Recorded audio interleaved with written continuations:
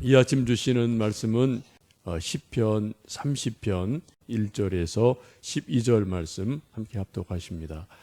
여호와여, 내가 주를 높일 것은 주께서 나를 끌어내사 내 원수로 하여금 나로 말미암아 기뻐하지 못하게 하심이니이다. 여호와 내 하나님이여, 내가 주께 부르짖음에 나를 고치셨나이다. 여호와여, 주께서 내 영혼을 스올에서 끌어내어 나를 살리사 무덤으로 내려가지 아니하게 하셨나이다.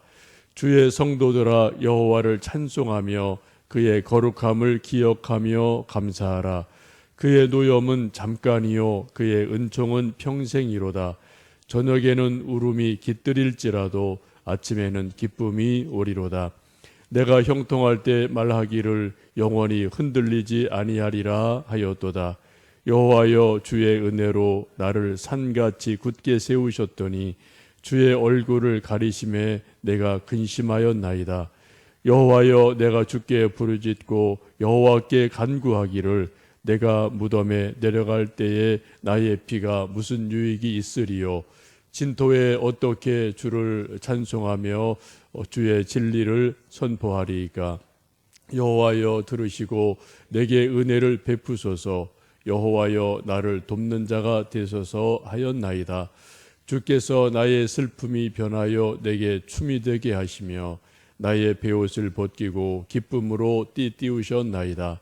이는 잠잠하지 아니하고 내 영광으로 주를 찬송하게 하심이니 여호와 나의 하나님이여, 내가 주께 영원히 감사하리이다. 아멘. 시편 30편은 다윗의 시편입니다. 여기 옆에 보시면 표제가 있죠. 괄호 안에 다윗의 시 곧 성전 낙성가라고 표제가 되어 있습니다.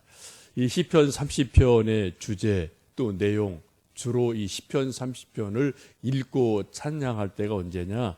성전을 낙성할 때 부르는 시편이라고 말씀을 합니다. 많은 학자들의 연구에 의하면 BC 165년경 유대가 그 당시에 이제 헬라라는 나라의 이렇게 좀 통치를 받고 있던 시대인데, 이때 마카비우스라는 이제 그러한 사람을 중심으로 이게 좀 독립운동이 일어나게 되죠. 성전이 좀 막 회파가 되고 훼손이 되고 나라가 망하고 이런 상태에서 독립운동을 일으켜서 성전을 다시 회복을 하고 되찾고 그것을 깨끗하게 청소를 하고 다시 하나님께 예배 드리는 일이 신구약 중간사라는 게 있어요. 구약의 마지막이 말라기 성경이죠. 그리고 세례 요한이 오면서 신약이 시작되는 거로 보지 않습니까? 거기에 약 400년 기간이 되어지는데 요 신구약 중간사는 요 성경에 특별한 기록이 없습니다. 이제 그때는 이제 유대의 역사 가운데 많은 사건들이 있던 그런 어둠의 시기라고 이제 보시면 됩니다. 그때 이 마카비우스라는 사람을 중심으로 이제 다시 독립을 하고 성전을 빼앗겼다가 회복을 하는 이런 일들이 오고 가는 일들이 있습니다. 이때 헬라 사람들이 이 유대인들을 이제 통치하고 억압하면서 하는 여러 가지 일들이 있는데, 그 중에 하나가 수르바벨 성전이죠. 그 성전을 이제 빼앗아서 하나님께 예배드리던 거룩한 곳을 이방 신들을 갖다 놓고 거기서 이방 우상을 섬기는 그러한 일들이 아주 많이 있습니다.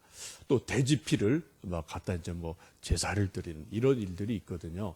유대인들은 돼지를 뭐 아주 혐오하고 구약에도 돼지는 절대로 먹지 못하는 음식이고 짐승이고, 또 예수님도 복음서 보시면은 또 뭐 귀신 들린 자에게서 귀신을 쫓아내실 때 돼지에게 들어가라 그래서 돼지가 호수에 가서 죽는 이런 일도 일어나지 않습니까?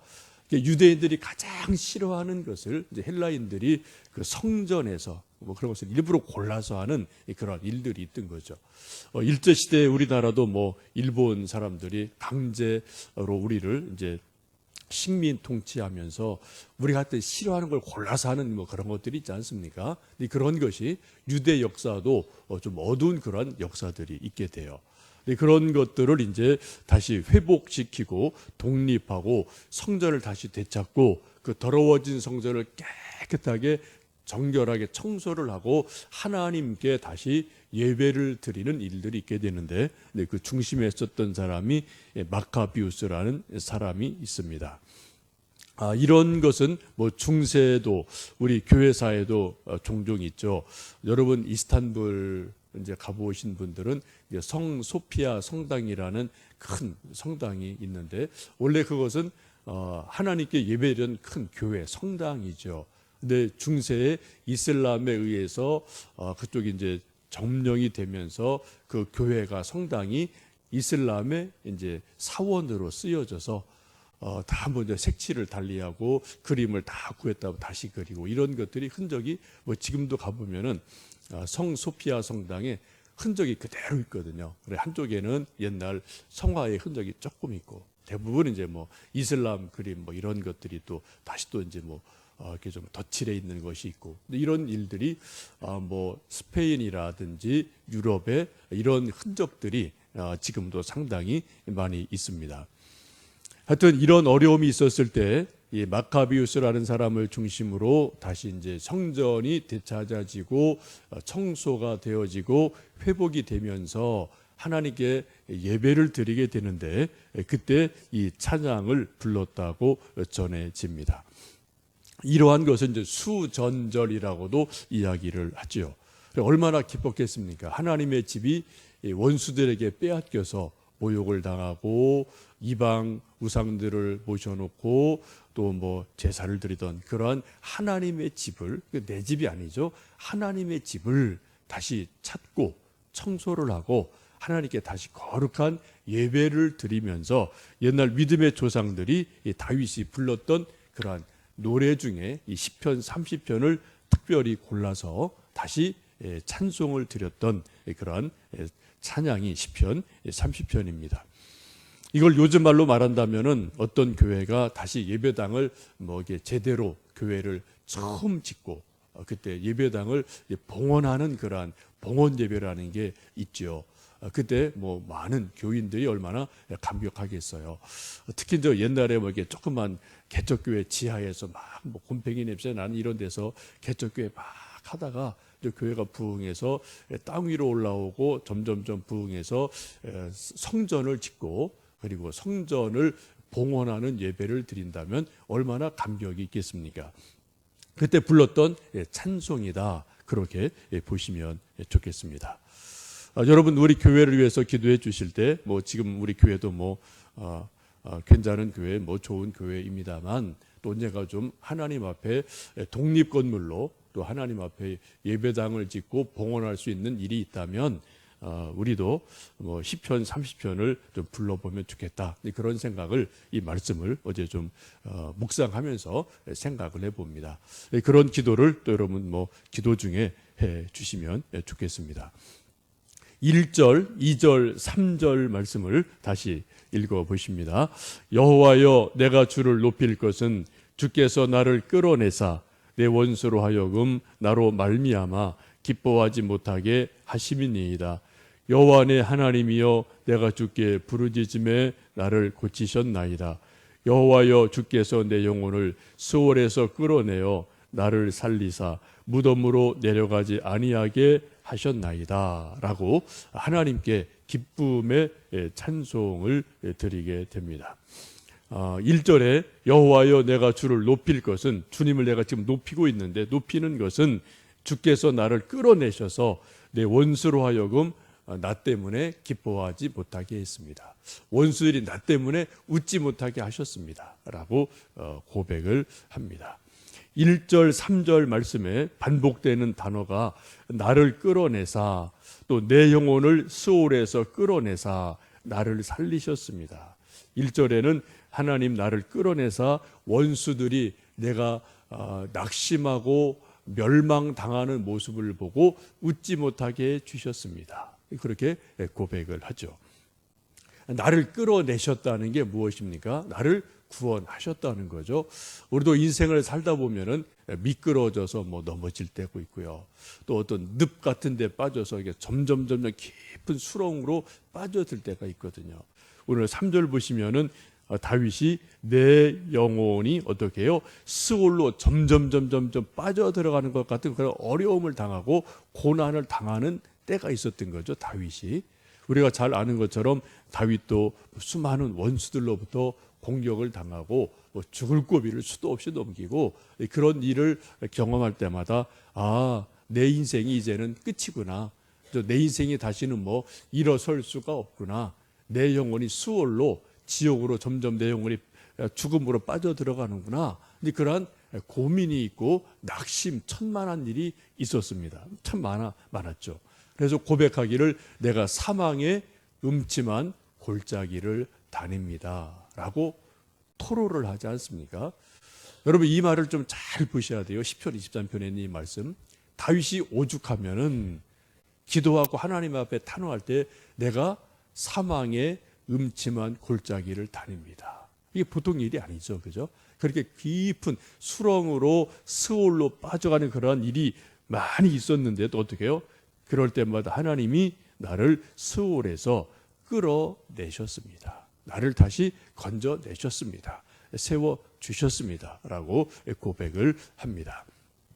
우리도 오늘 이 아침에 하나님 앞에 찬송을 부르며 다시 시편, 다윗의 시편을 보며 또 같이 하나님 생각할 수 있는 것은 우리도 각자 상황은 다르겠지만 저는 저대로 또 여러분대로 스올에 빠져드는 것 같은 그러한 일들이 몇 번 누군들 없겠습니까? 그러나 우리가 낙심하지 않고 스올에 완전히 빠지지 않은 것은 그때마다 우리 하나님 앞에 기도하고 부르짖고 도움을 요청하고 하나님 바라볼 때 하나님께서 크신 손을 펴셔서 우리를 스올에서 끌어올리셨기 때문에 오늘 이 자리에 저나 여러분이나 있으신 줄로 압니다. 이게 이제 구원이고 은혜죠.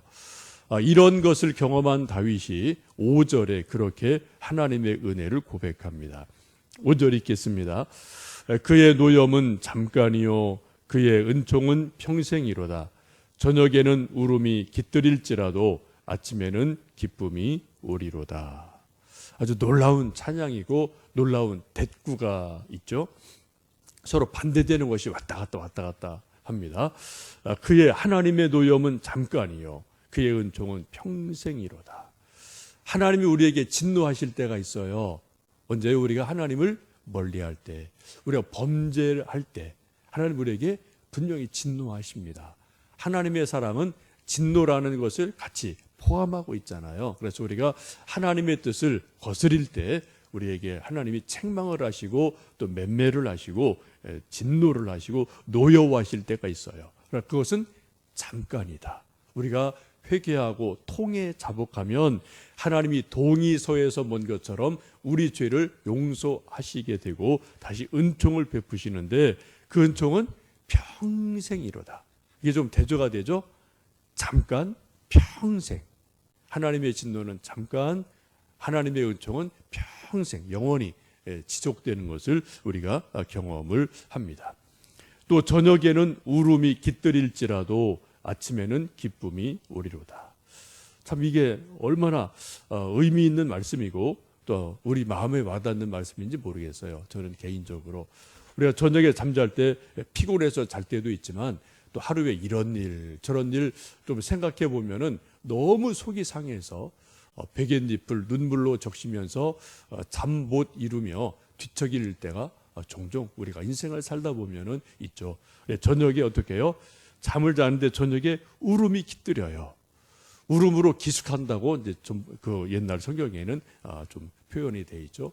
울면서 잠을 자는 겁니다. 너무 아프고 힘들고 속상한 일이 많고 또 낙심할 일이 많아서 눈물 없이는 잠을 잘 수 없는 그러한 저녁이 다가오게 됩니다. 근데 아침에는 어떻게 해요? 아침에는 벌떡 일어나요. 기쁨으로 일어나게 됩니다. 아주 이게 참 대조가 되는 말씀이죠. 저녁에는 내가 울며 잠을 잡니다.